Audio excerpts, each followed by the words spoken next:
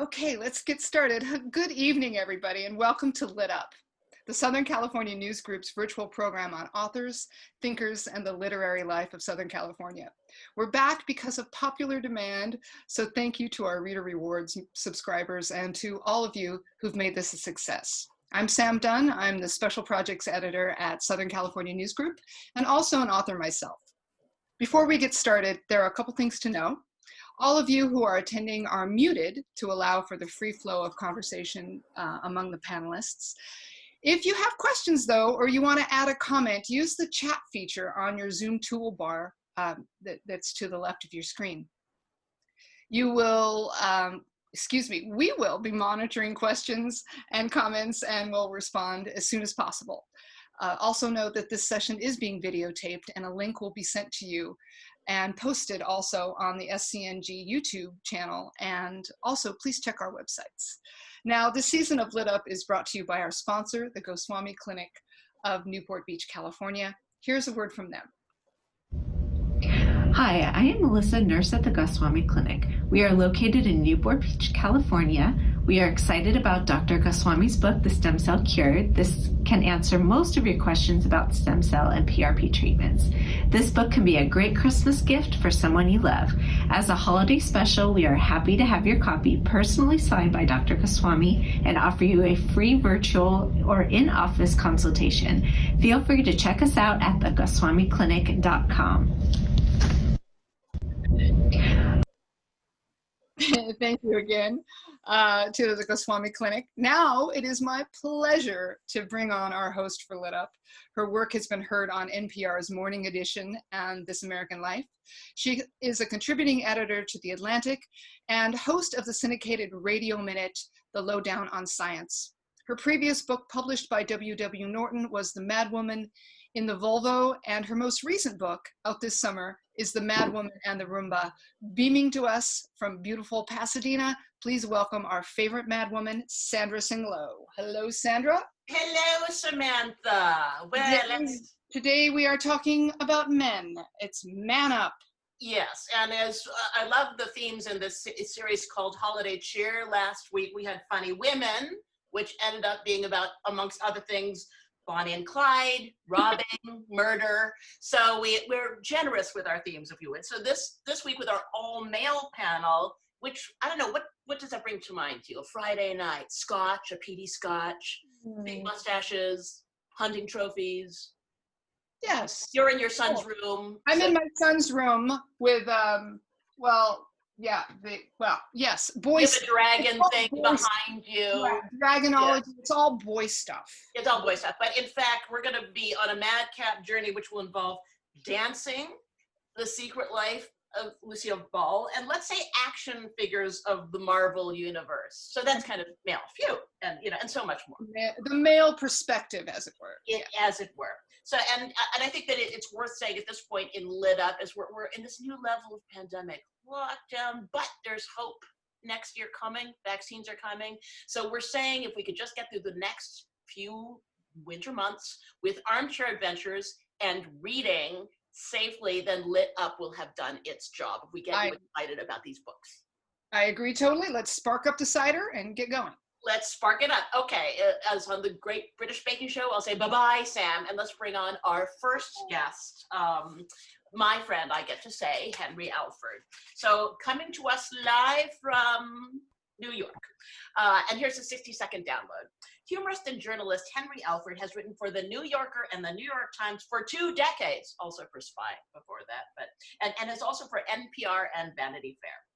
His books of humorous investigative journalism include Would It Kill You to Stop Doing That?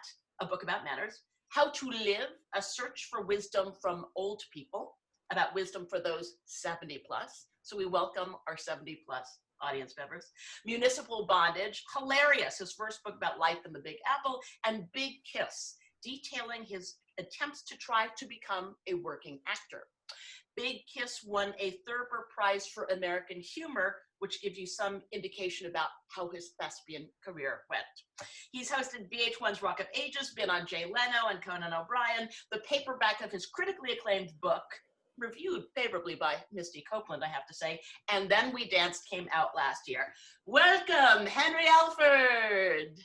Welcome. Hello. Thank you so much for having me. Good. I'm going to make you do a lot of dance moves from your chair. I'm just pre-warning you. But your career and topics have ranged so widely. There's about a million questions I want to ask. But the one that I guess I'd like to start with is, okay, How to Live, A Search for Wisdom from Old People. My father accepted, who was in your book. I don't think it was very wise. Lived till 97.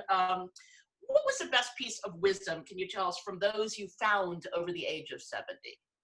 Well, I mean, the most pithy was Edward Albee, the playwright, said to me, wisdom is knowing what to overlook.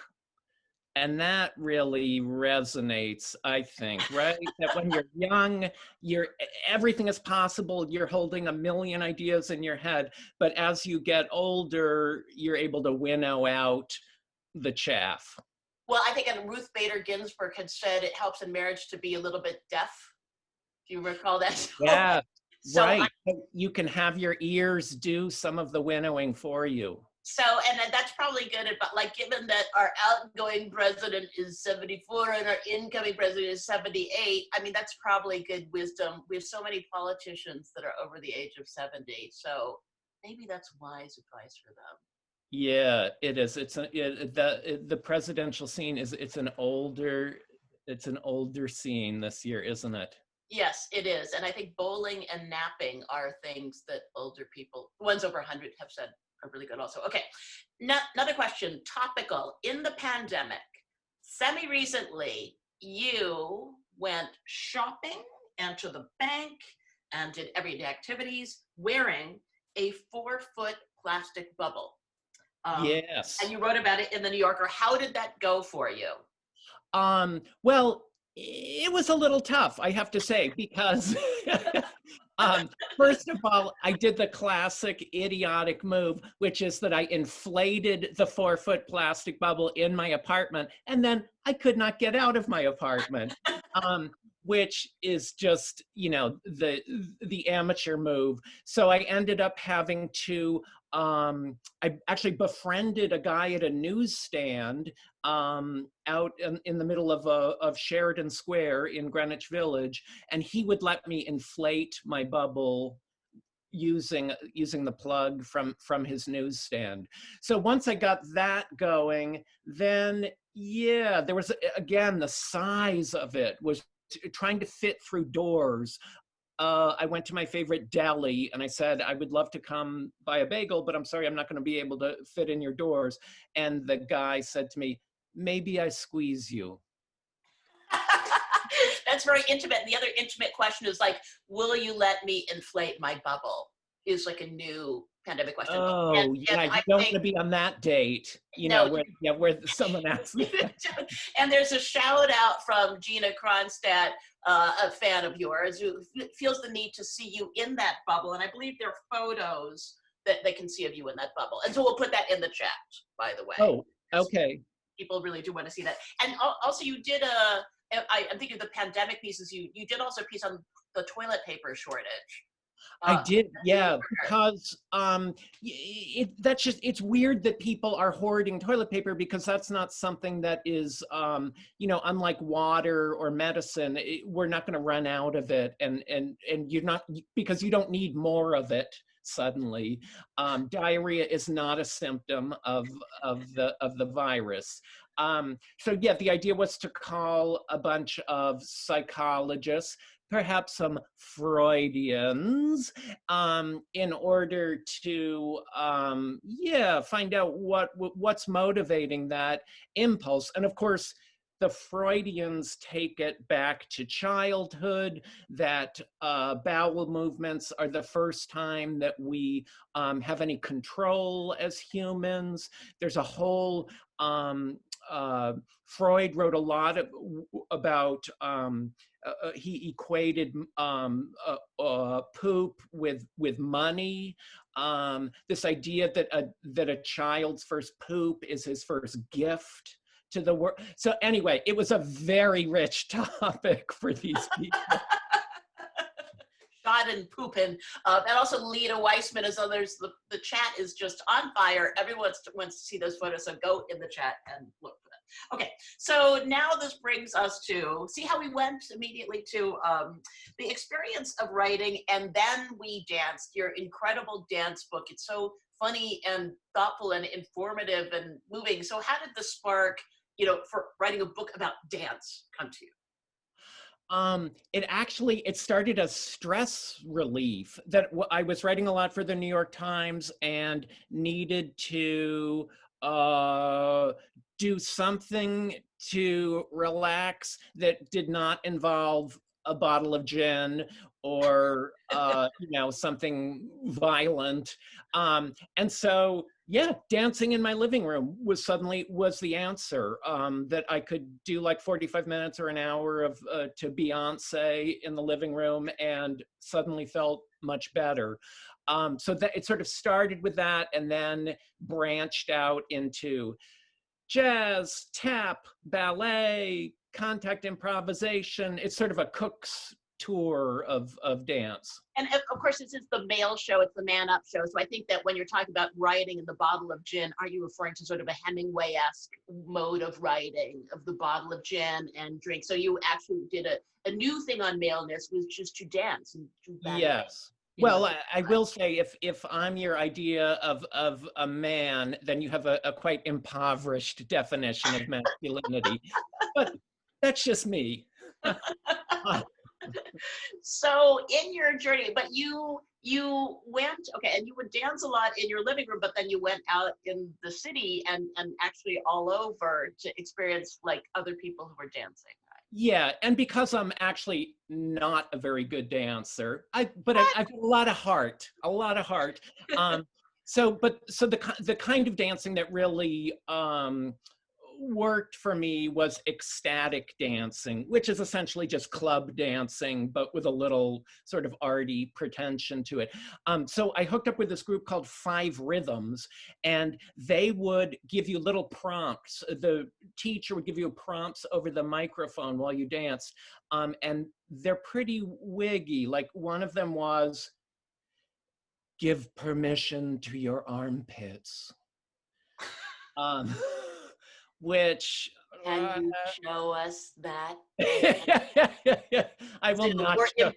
You will not show us on this impoverished Zoom. We're just sitting here, like, give permission to your armpits. Right. What does that look like? It's different for every dancer. I will say that. So that was really kind of kooky. And then from that, I found the idiom that I really like, which is called contact improvisation, which is just, if you've ever seen the group Palabolus, they're essentially doing it. But now in the pandemic, of course, you can't do any partner dancing. So we do these virtual dances, and it's a lot of, I'm moving my screen a little bit. It's a lot of this. You're like dancing with the wall, and then you can like go like that. And when I do the slide thing, if I do the slide thing up, then I'm literally climbing the walls, and that seems like the right thing to be doing. So, and how often do you do? Is it a weekly thing? How often do you do these? Yeah, Tuesday nights, and then every other Sunday is what I'm doing. And they're usually about 12 of us, and it's really fun. But yeah, it's because partner dancing is so tricky, even if you're wearing masks. As a result, what we end up doing, it gets a little proppy. So one of the other things I do is I like to dance with my furniture. So I will grab a chair and I'm doing a little chair work like this and like that. Or you can grab your coffee table and work that around. You can take your chair and press it against the wall and then slide down the wall with your, the possibilities are endless. That's really, yes, that is fantastic. And we could do, because I did a kind of a rave and you're partnering and you're kind of touching each other's hands, and it's a new and different thing to do. I mean, have you found back to writing, aside from the gin and the dancing, like the experience of like writing in the pandemic, has it been good? Has it been challenging? Are you thinking of new things to write in the future? How has that affected what you think about? Well, I mean, in terms of selling stuff, I pretty much have written only about the pandemic. So that's a little weird. But by the same token, you know, when you're pitching articles to magazines, the more specific the publication, the easier it is to think of stories. So I'm mostly writing for the Talk of the Town section of the New Yorker. And yeah, so they really want to hear stuff about the pandemic. So that's very easy to think of, oh, I'm going to wear a big plastic bubble, or, oh, I'm going to interview psychologists about the toilet paper crisis. It kind of gives you a roadmap. Yeah, and I want to mention, just because since there's lots of time to read in the pandemic, that people can go to your website, henryalford.com, and look at all the work that you've done, starting in when you and I met in the 80s, 90s, even though, you know, I'm 58, but I could pass for 57, as we like to say. And just see kind of the work that you began in Spy and Municipal Bondage is not just the investigative journalism. You looked at New York bed and breakfasts before there was an Airbnb, which were hilarious.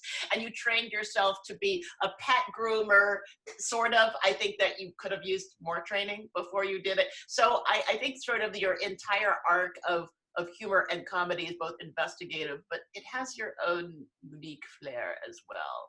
Well, and that was such a bond between you and I when I first met you. I remember reading that you were doing all of these kooky things in the San Fernando Valley. Right. And remember, we used to have that phrase that we referred to ourselves as gifted regional miniaturists. And we also used the phrase danskin crotch panel for my performance art and your work as well. So yeah, so I think that, I mean, I think that I've been rereading your stuff, and it is so fantastic to laugh and look at everything that's happening in the now, because there is light at the end of the tunnel. And oh my gosh, there's Corey Roskin, Amy Wallen, Charlotte Gilbert. So many people are just, I think they just want to join your dance club. Come on over. With the chair stuff. So maybe if there's a link to that, we'll put it in the background and the chair, because it's really, really, really quite fantastic.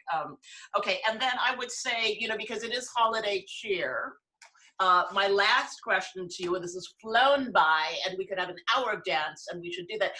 What are you looking forward to over the holidays? Is there a food? I know that you enjoy pancakes so much. Small children call you Henry L. Fun. What are you looking forward to over the holidays? Is it a food, an event? Which? Well, I have a seasonal food thing, which is I love to walk around right after it snowed. I love to walk around New York City with a plastic tumbler with cognac in it. It's an old college thing, and yeah, so let's have some of that this winter. And then the snow falls into it. Yes. That's fantastic. Okay, Henry Alford, thank you so much for joining us. Time is always too short. His newest book, critically acclaimed, that's Misty Copeland, front of the New York Times Book Review, loved it. It's And Then We Danced, about dance. It's out in paperback last year. Thank you, Henry. You can go to bed now in New York. It's a little later. Right? Nighty-night. Okay. All right, next up we have Darren Strauss, and here's the 60-second download. Darren Strauss is the internationally best-selling author of the novels Chang and Eng, The Real McCoy, and More Than It Hurts You, and the memoir Half a Life.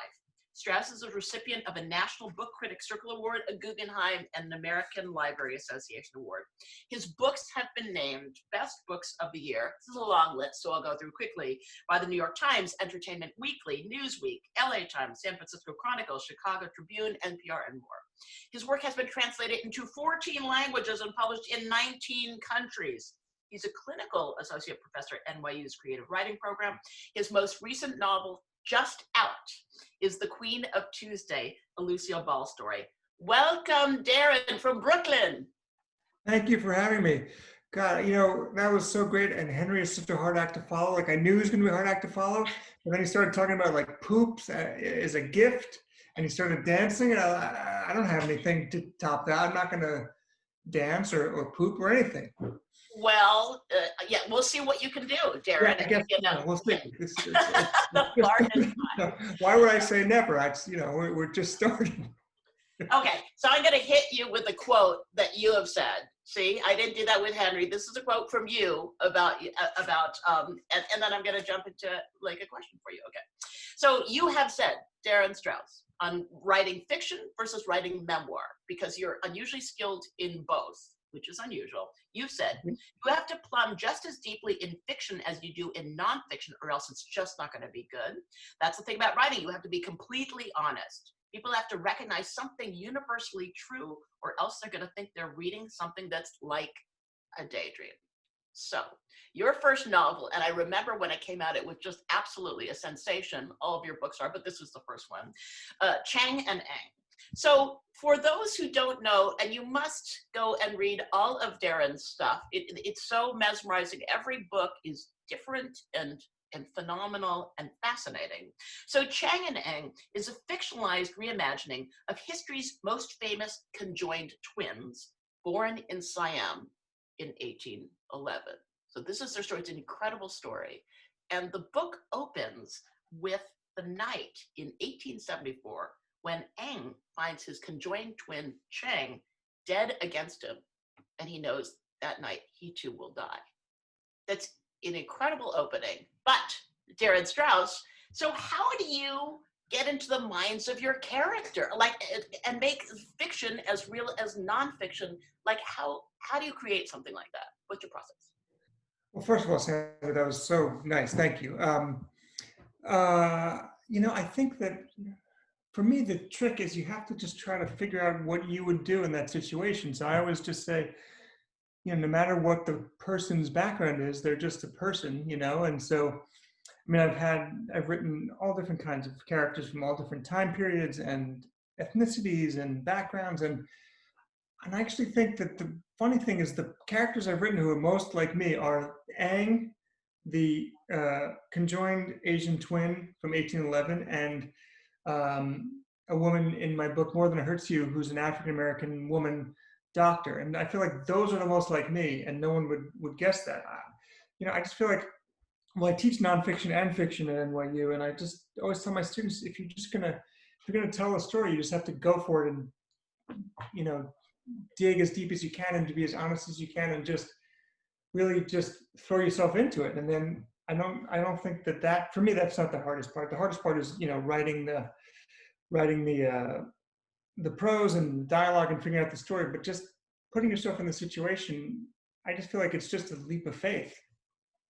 Well, and of course, people would say, oh, how is Darren like Eng? Are you the better behaved conjoined twin, not the charming drinker that Tsing is? Or what would you say? What would you say?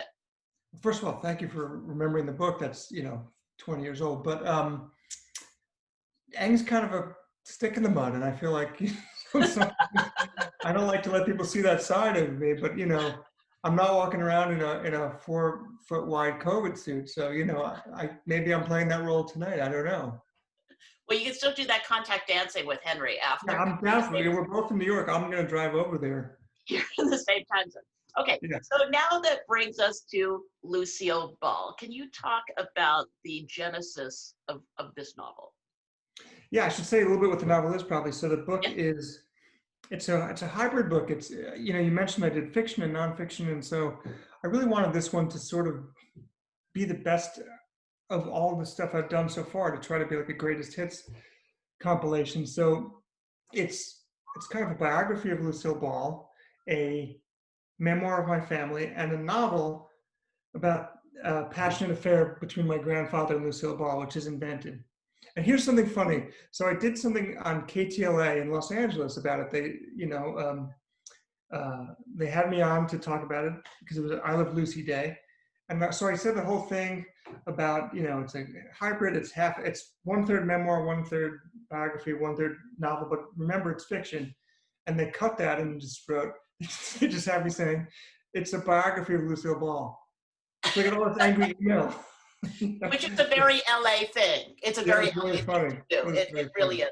I mean, but your grandfather and Lucille Ball they did cross paths. And that is like the opening of which is a really phenomenal opening. They were in the same place at the same time. Can you tell the? Yeah.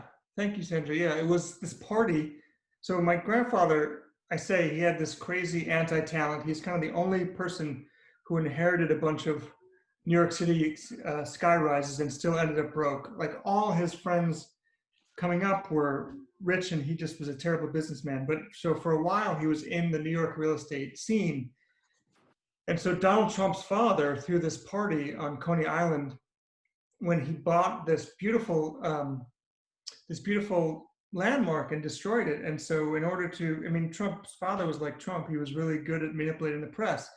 And so in order to avoid the scandal of destroying this beautiful building, he threw a party and he had a bunch of celebrities at the party. And the stroke of midnight, they all threw a brick through the glass and the press took pictures and they were like, isn't it cute, Lucille Ball throwing bricks through glass? So my grandfather and Lucille Ball would have been at that party and they met there and they had this passionate affair in the book and yeah. And it could have happened. And of course, famously, you write about sex between Lucille Ball and your grandfather. So what's that like as a writer to go there? Well, what we were talking about, 5 minutes ago, the whole thing is like, if you write a story, you have to sort of go for it and be all in, So I wrote the story and I wanted it to be a passionate love story because I felt like I haven't read a really good contemporary fiction romance in a while. I was really influenced by Love in the Time of Cholera. And so I wrote this passionate affair and then with my grandfather and Lucille Ball. And I realized, I'm at the point where I need to have a sex scene. And I always tell my students, if you're going to do it, you have to do it. So I just dove in. And my dad called me and said, this is a really hard book for me to read. But my dad has a good sense of humor about it because, the book is about Lucille Ball and my grandfather. And my grandfather, was the only one who met her. And so no one else in my family would have met her. And I said to my dad when I started writing it, do you mind if I write this book about Lucille Ball and Papa having an affair?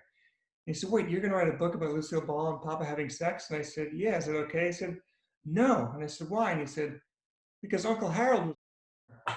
And so, Uncle Harold never met her. It was just, his way of sort of joking around.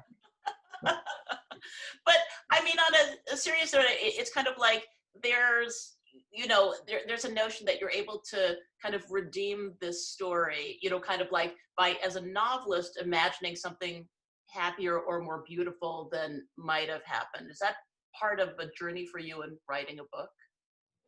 Yeah, I mean, so I love Lucille Ball, and the more research I did about her, the more I loved about her, and there's so much people don't know about her being kind of like a pre-feminist icon. I mean, she did all this cool stuff. She was the first female mogul in Los Angeles. I mean, she owned more studio space than the studios, all this cool stuff.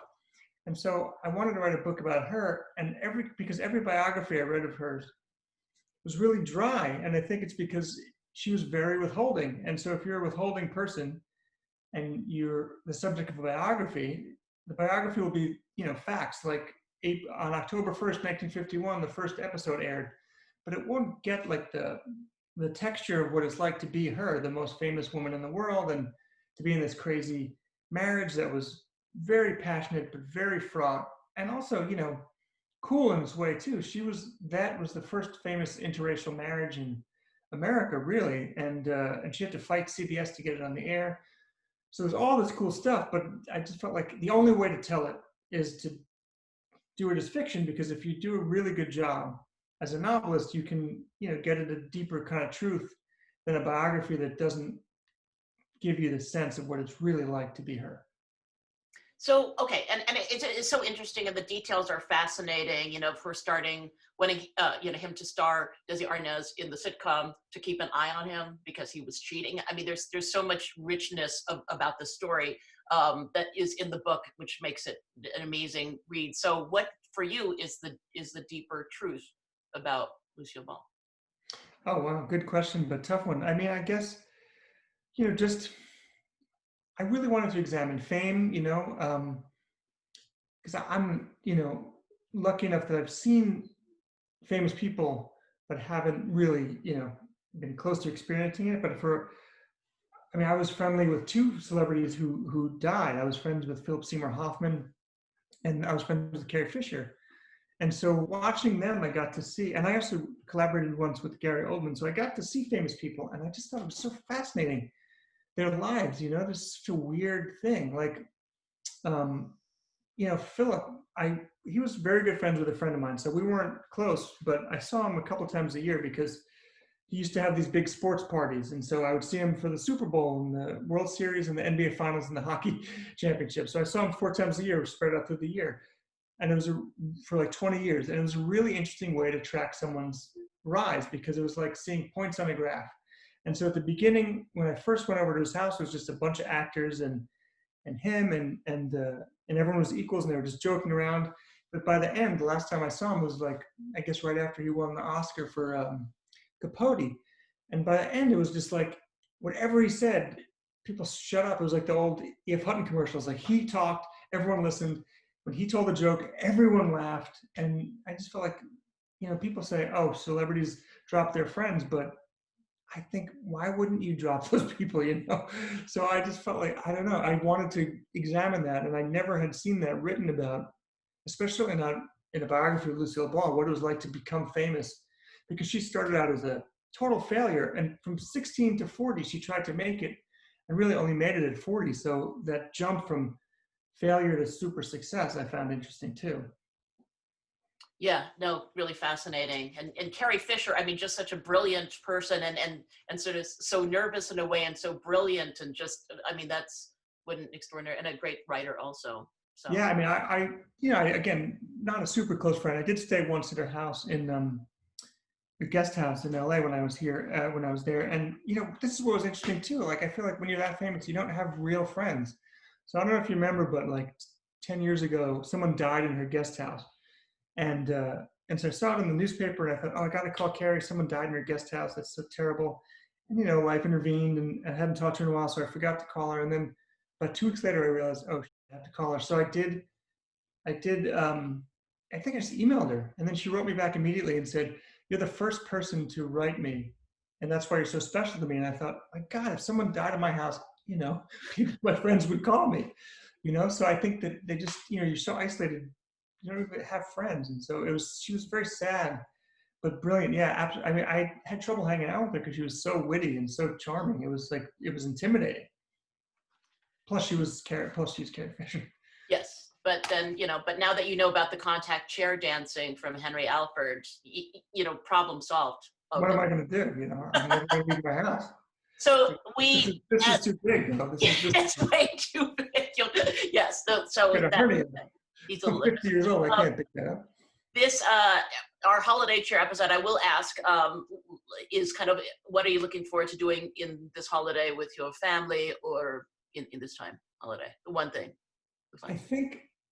I guess I'm sort of hoping that Trump doesn't leave the White House until the last day so I can watch them drag his fat ass out of that White House. That would be fun. That would be a Christmas present forever, just like seeing them pull him out, like he's holding on to the chair, like Henry Alford without the style, just like, that would be fun. Right, and who knows what book you might write, like a new novel reimagining one of those characters. That could be interesting. That would be fun, yes. Okay, thank you so much, Darren Strauss. Books, all of your books are amazing. They're so different. We didn't have time to go through each and every one of them. But if you even, I'm telling the viewers, if you even wiki, Darin, and look at the extraordinary different books, you will just start reading and not stop because they're all so fascinating, so different. Sandra, you are the nicest person and so great. It's so great to talk with you. Thank you so much. It's so wonderful. Thank you. Okay, so Darren's latest book, be sure to see it, is The Queen of Tuesday, a Lucille Ball story, critically acclaimed, amazing read.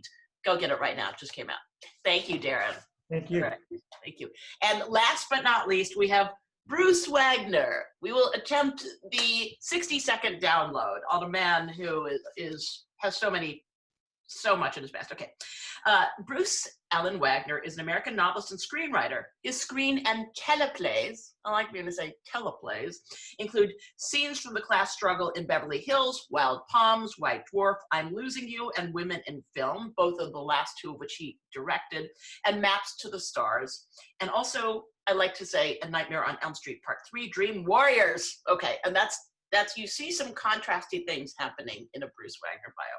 His books include Force Majeure, Wild Palms, I'm Losing You, I'll Let You Go, Still Holding. You can see the theme, I'll Let You Go, Still Holding, of LA phone etiquette. The Chrysanthemum Palace, Memorial, Dead Stars, The Empty Chair, I Met Someone. He's written essays and op-ed pieces, and those are not a complete list, including the New Yorker, New York Times, Art Form, and Vanity Fair. Okay, and here we get to the juicy part of it, Bruce, the juicy part. Bruce is known for his apocalyptic, yet ultimately spiritual view of humanity as seen through the lens of Hollywood. I feel this is a college course. So, and there will be a test. Salman Rushdie calls Bruce Wagner a visionary posing as a farceur. His newest novel just out, we're going to talk about, is the Marvel Universe Origin Stories. Welcome, Bruce. Thank you, Sandra. Nice to be here. And I, while listening to the other gentlemen, I danced and defecated. So I've gotten it all out of the way. Great. And so we look forward to you posting that video on Twitter, you know, momentarily, or Instagramming it, which might even happen in the world of your book. Okay. So for those new to you, which will be a wonderful journey because they have many new things to learn. I mean, I think your fictional worlds are so fantastical and yet so normal and realistic. So I wonder if you could paint a bit of your picture. And I grew up in Malibu, not as colorful as your childhood growing up, but there is a weirdness of growing up in certain parts of Southern California that people can't grasp from the outside. So even though you were born in Madison, Wisconsin, you grew up in Beverly Hills. Can you paint a picture of what that was like? I grew up in what are called the slums of Beverly Hills. So all of my friends had enormous amounts of money, and no one ever came to my house because it was a little apartment south of Wilshire. And I would go to their houses for sleepovers, and for the first time saw that they had servants, that you could be at the pool at night and food would be brought to you. They had soda fountains in their homes, and then, like Cinderella, I would go back to my apartment, you know, in the morning. So it was a clash of extremes for me. We lived next door to Broderick Crawford, you know, from Highway Patrol is how I knew him. I didn't know him from his films. And he would answer the door in a terry cloth robe, stained, drunk. And he had this gorgeous woman. He was married to a starlet. And they separated. And she later overdosed and died in a cheap apartment on Doheny Drive. And I remember I knew the daughter, and I never spoke to her again. It was like an early cancellation. You know, I canceled the daughter because I had no way of understanding what had happened. And at the time, I think it was announced as the cliche was someone mixed their flu medicines incorrectly. Do you know what I mean? But going to Beverly Hills, school in Beverly Hills, I went to an elementary school there, and kids would show up in costume and makeup from the set of Bonanza, you know, and it was an interesting world, the collision of fame and failure and suicide and death, you know, was something that I was made for, you know. So later, in my 20s, I began to drive a limousine to the Beverly Hills Hotel. I also drove an ambulance, and I found them to be very similar. To have the sick and the traumatized and sometimes the dying in the back of the car was very similar to having celebrities in the back of the limousine, you know. So that holiday cheer. Holiday cheer. So that set the kind of a template for, you know, I think we're born into certain things. It's not even that our experience shapes what we end up doing, but what is in our DNA or our own eccentric or perverse spiritual path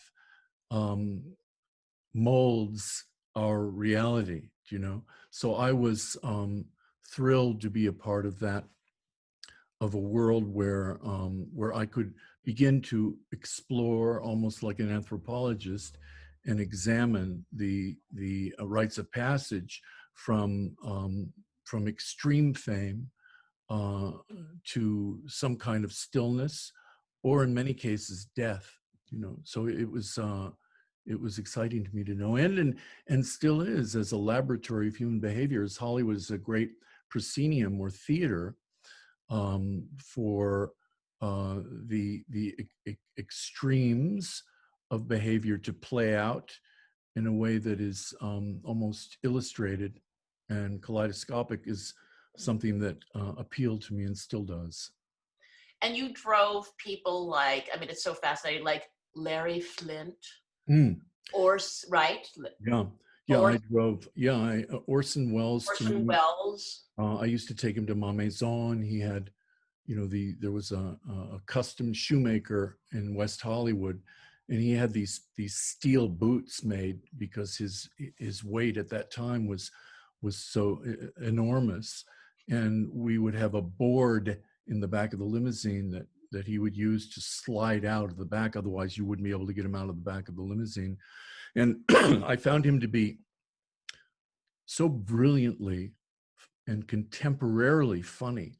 He was like your best friend, and I was in my early 20s at the time. He was with it, you know.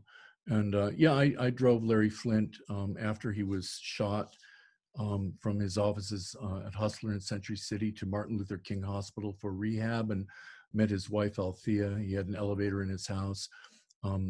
Olivia de Havilland, you know.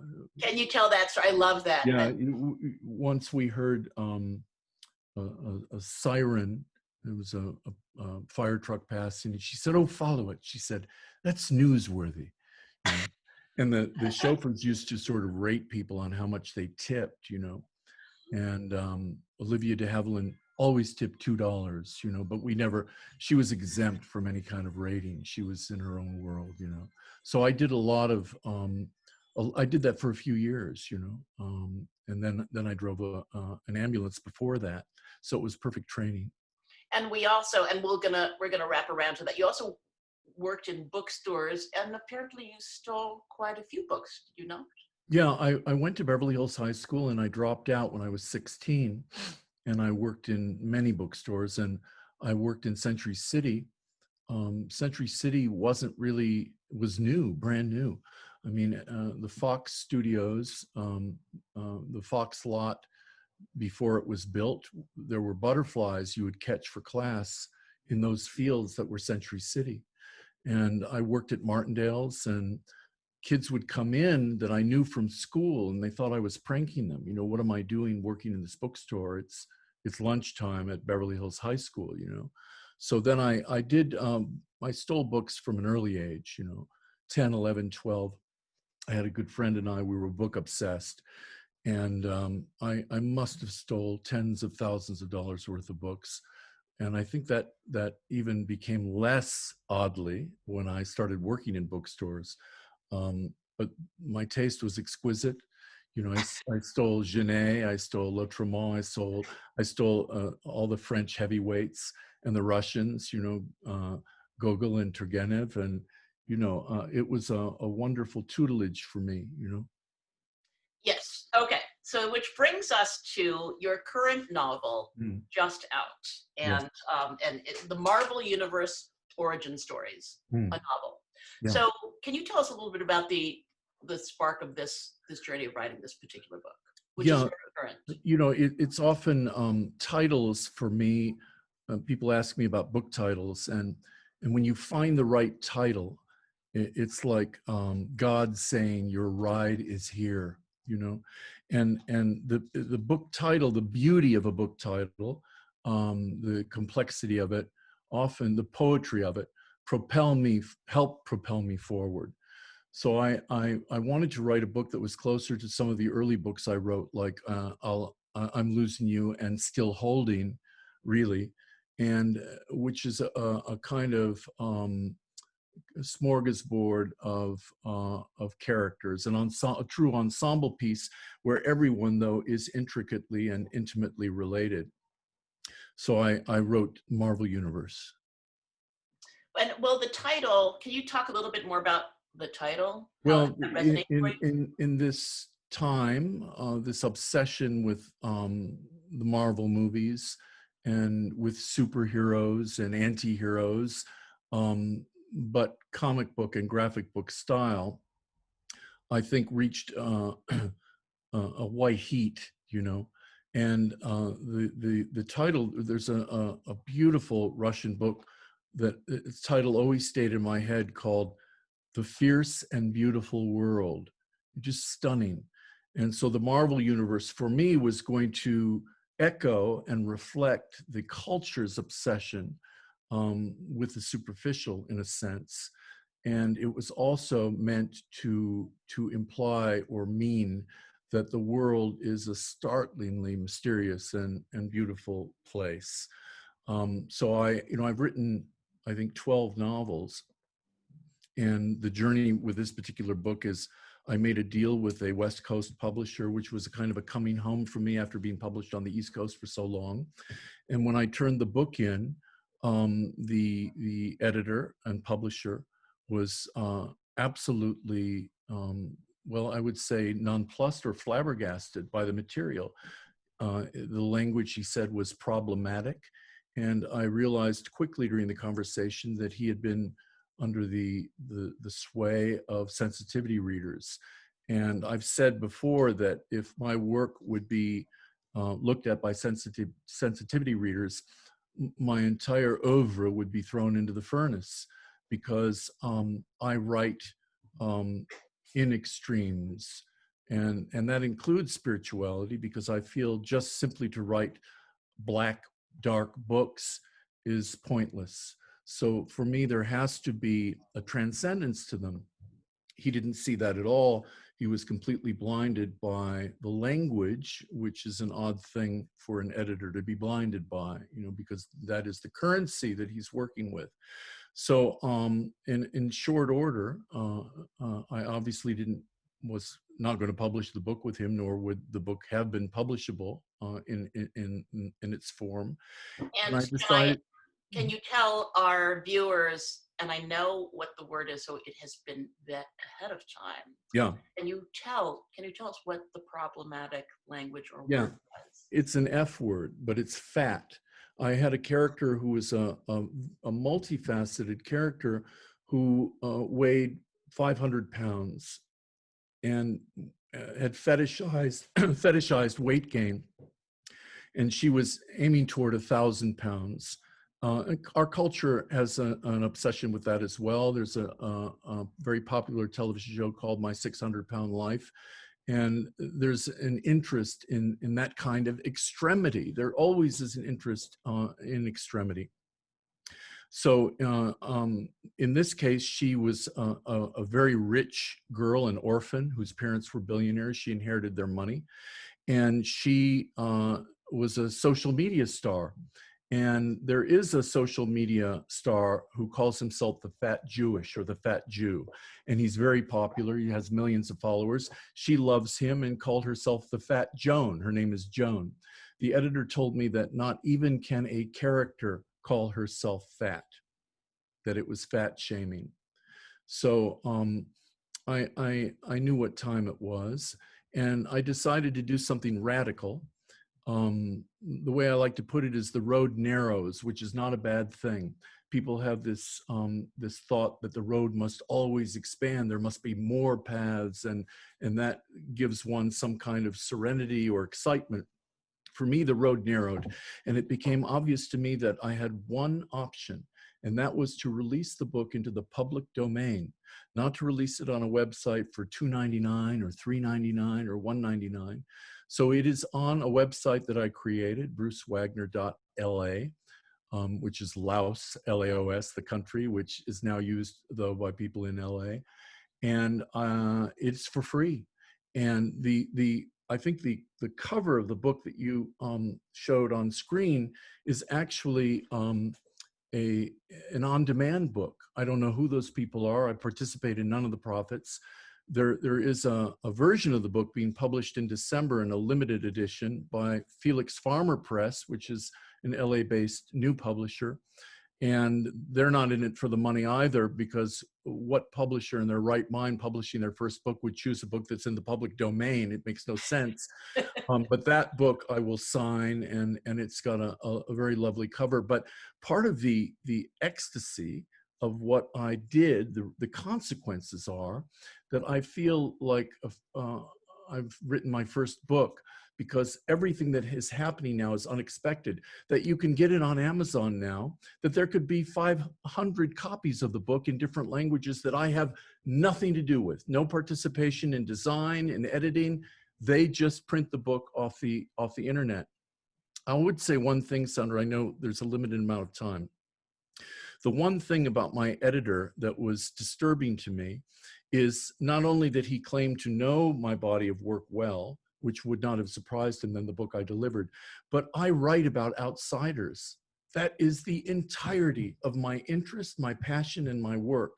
So that I was maligned as someone that was not being sensitive to outsiders was rather astonishing to me. Yeah, I think that's so, and I think the publishing part of it is really interesting, because the book is so current. It's so current that if it came out in a year, some of the references, they sparkle, and they're just so of the now. And I think in a way, it is a callback to Force Majeure, which you first published out of, right? So and so tell people how that was published. I think 1,000 copies. My very first book, I had written short stories about a failed screenwriter, a tragic character named Bud Wiggins, and I had screenwriter, yeah, drawn on so much of my experience, and I had written short stories and mailed them to friends, and everyone was very interested in what I wrote, and I was emboldened, and a friend and I published the book, desktop. We published 1,000 copies and sold it out of Book Soup, and it was 1,000 copies. And based on that, I got my first book deal with Random House for the novel Force Majeure. But the book of short stories was just 4 short stories. And now it's come full circle. I'm back in LA, and even though I've released the book into the public domain, this press, Felix Farmer, which I will not profit from, I don't think they will either, is selling the book out of Book Soup this month. So it's lovely to me, all of the eventful things that have happened, simply because I let go of any kind of vanity, like, oh, how could you dare release something onto the internet, which to me 6 months ago was appalling. And I've made the adjustment beautifully, because it feels so right to me. It feels so right. And I think it's also, since you stole so many volumes of books, so now you're giving back the Genet, the Turgenev. It's kind of like now everyone can have it. There is a kind of a beautiful journey here. Yes, and I think also, you're saying that God's saying your ride has arrived. There's a chauffeuring and ride. There's definitely something. Well, it's beautifully put. At a certain point, a lot is gained from letting go. A lot of doors open from letting go of this idea of myself as the great Hollywood writer, and how dare I not have a book that's published.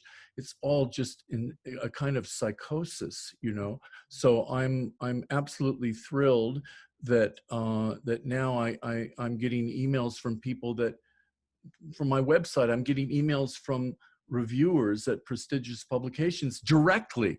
They're bypassing my agent, who's wonderful, Andrew Wiley. But I have an excitation again that I haven't felt in a long time. And speaking of excitation, holiday cheer, do you have a recommendation of a Christmas movie or some movie to watch in the Christmas season that you might recommend? Raging Bull. No, I would say, it's not a Christmas movie, but listening to the other gentlemen who live in New York, I think of The Godfather. There's that, because I didn't come to New York till I was a little older. And so New York was a kind of virtual reality place for me. It was the playgrounds from West Side Story, and it was Christmas time in New York. There's that scene where Diane Keaton and Al Pacino come out, and he sees the newspaper that his father's been killed or shot, and he crumples it in his hand. And then Robert Duvall is outside of a Christmas shopping for toys at Macy's, and he's sort of kidnapped, and they have a meet with him, and which ends with him outside of a Christmas tree lot. So that was New York for me. I could feel the crispness and the romance of New York even then, and of course, Blood Always Follows. Excellent. Holiday cheer. What says holiday cheer better than time with the great Bruce Wagner? Thank you, The Godfather. Thank you for having me here. I His appreciate latest fantastic novel that people are just rapturous about is The Marvel Universe Origin Stories, a novel. Get it on brucewagner.la. Thank you, Bruce. Sam. Hello. Thank you, Sandra. And thank you, panel. This was talk about guys, yeah? I mean, thank you to our sponsor, the Goswami Clinic in Newport Beach. Thank you all for being here. And please join us for our next episode on December 18th. It's our last Lit Up for the season. We have a star-studded lineup for the last time, including rock legend Peter Frampton, actress and author Mary Lou Henner, who we also love, and the wonderful writer Linnell George. As always, I encourage you to read our newspapers and visit our websites to stay informed and perhaps equally to be entertained. If you'd like to share your thoughts from today or have questions, please email us at events@scng.com. Thank you and good night.